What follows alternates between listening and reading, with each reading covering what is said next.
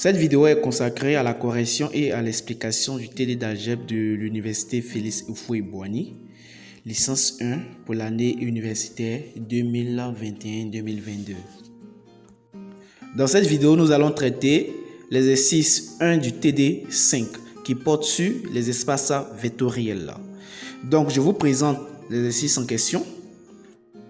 Dans cet exercice, on considère dans Rn une famille de 4 vecteurs linéairement indépendants E1, E2, E3, E4.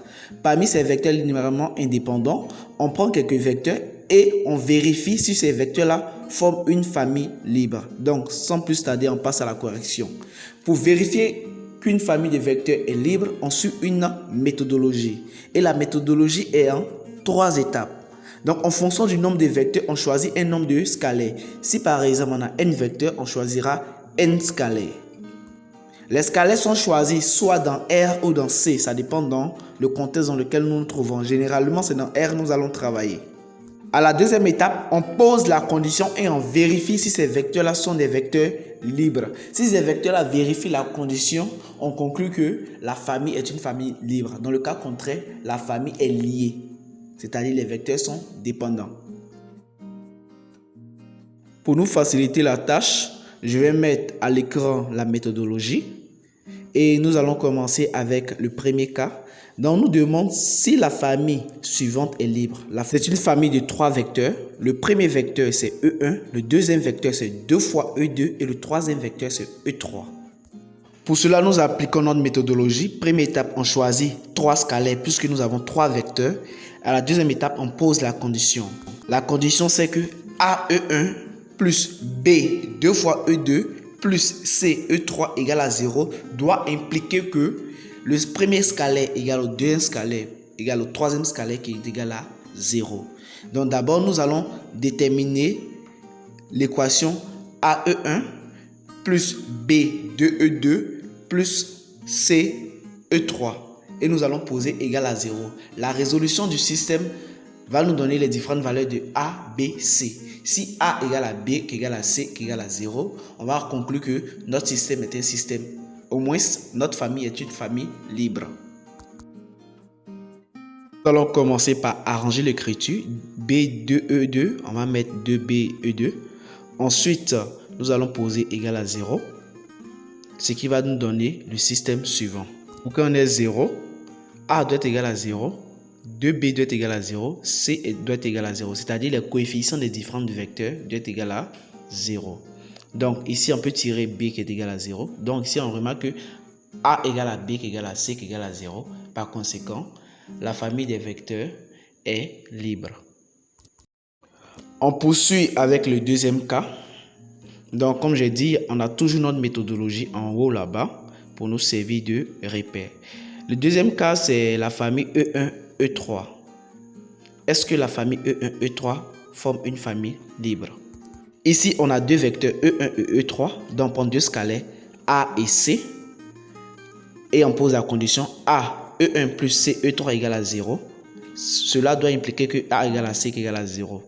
Donc, comme j'ai dit, on pose chaque coefficient, chaque vecteur égale à 0. Donc, ce qui sous-entend que A égale à 0 et C égale à 0. Donc, on vient de voir simplement que A égale à C qui égale à 0. Par conséquent, la famille E1, E3 est une famille libre.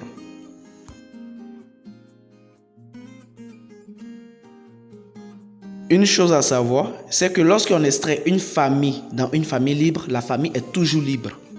Dans l'énoncé, il est mentionné que E1, E2, E3 et E4 forment une famille libre.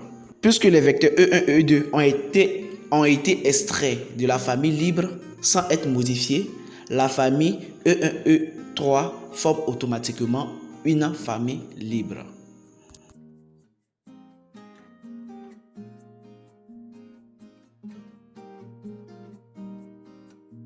Nous passons au troisième cas. Donc le troisième cas, c'est la famille E1. Le deuxième vecteur, c'est 2E1 plus E4. Le troisième vecteur, c'est E4. Puisqu'on a 3 vecteurs, on prend 3 scalaires A, B, C et on pose la condition A multiplié par le premier vecteur plus B multiplié par le deuxième vecteur plus C multiplié par le troisième vecteur égale à 0 doit impliquer que A égale à B qui égale à C qui égale à 0. Première chose qu'on va faire, on va développer l'écriture pour simplifier. Ensuite, on va regrouper les vecteurs identiques. pour avoir les coefficients de chaque vecteur. Enfin, on va poser le coefficient de chaque vecteur égal à 0. Donc ici, après simplification, on aura a plus 2b égale à 0 et b plus c égale à 0. Dans la deuxième équation, on a b est égal à moins c. Si on prend cette valeur de b égale à moins c, on remplace dans la première équation, on trouve la valeur de a. A sera égal à plus 2c. Nous remarquons que nous avons trouvé b est égal à moins c, a égale à 2c, ce qui est différent de 0. Puisque b égale à moins c, a égale à 2c, qui est différent de 0, la famille n'est pas une famille libre. On passe au prochain cas encore. Ici, la prochaine famille, c'est la famille constituée de 3 vecteurs. Vous pouvez identifier les vecteurs en rouge. Le premier vecteur, c'est 3e1 plus e3. Le deuxième vecteur, c'est e3. Le troisième vecteur, c'est e2 plus e3. Donc, puisqu'on a 3 vecteurs, on va prendre 3 scalaires, a, b, c, et on va poser la condition. Le premier scalaire multiplié par le premier vecteur plus le deuxième scalaire multiplié par le deuxième vecteur plus le troisième scalaire multiplié par le troisième vecteur égal à 0 doit impliquer que a égale à b égale à c égale à 0. Ensuite, on développe et on regroupe les vecteurs identiques ensemble dans les E1, les E2 et les E3.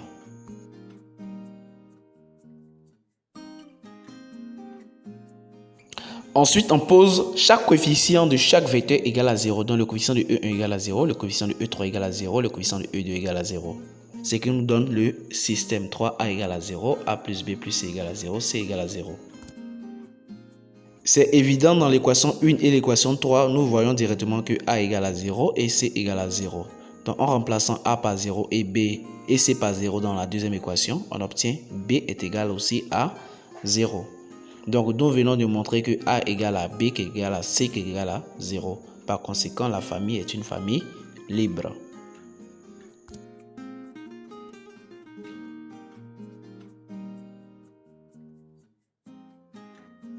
À présent, nous passons à l'avant-dernier cas.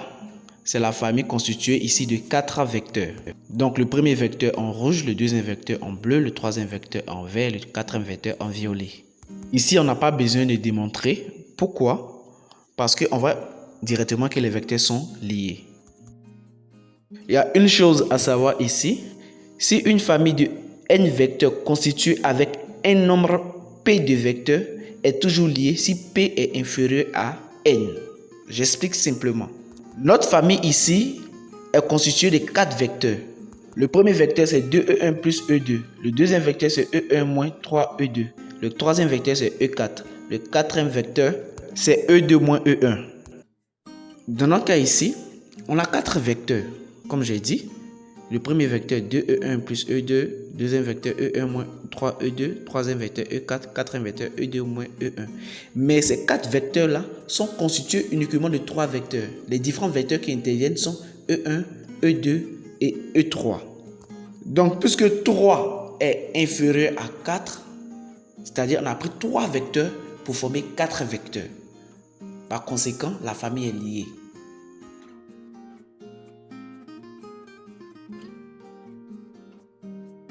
Nous passons à présent au dernier cas.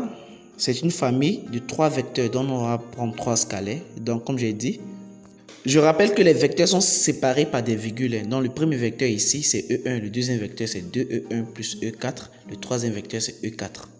Donc, ici, la famille est liée. On n'a pas besoin de chercher. On a une famille de 3 vecteurs constituée avec un nombre 2 de vecteurs. Donc, la famille a été constituée avec le vecteur E1 et le vecteur E4. Or, c'est une famille de 3 vecteurs. Le nombre de vecteurs qu'on a utilisé pour constituer notre famille égale à 2. Or, notre famille, c'est une famille de 3 vecteurs. 2 étant inférieur à 3. Par conséquent, c'est une famille liée. On pouvait utiliser aussi la méthodologie. On allait remarquer que A est différent de B, qui est différent de C, qui est différent de 0. Fin de l'exercice, je vous laisse quelques méthodologies à la fin de la vidéo. les méthodologies sur comment montrer qu'une application est une application linéaire, comment montrer qu'une famille de vecteurs est une famille libre, comment montrer que une famille de vecteurs est une base. Donc, la famille doit être libre, la famille doit être génératrice. Donc, vous avez toutes ces méthodologies-là qui seront exploitées dans les prochaines vidéos.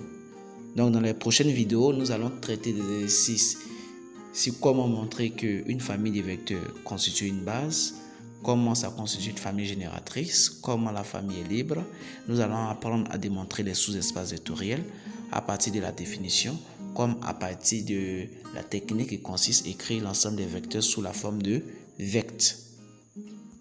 On va voir aussi les sommes directes, les sommes supplémentaires, les intersections et les unions d'ensemble.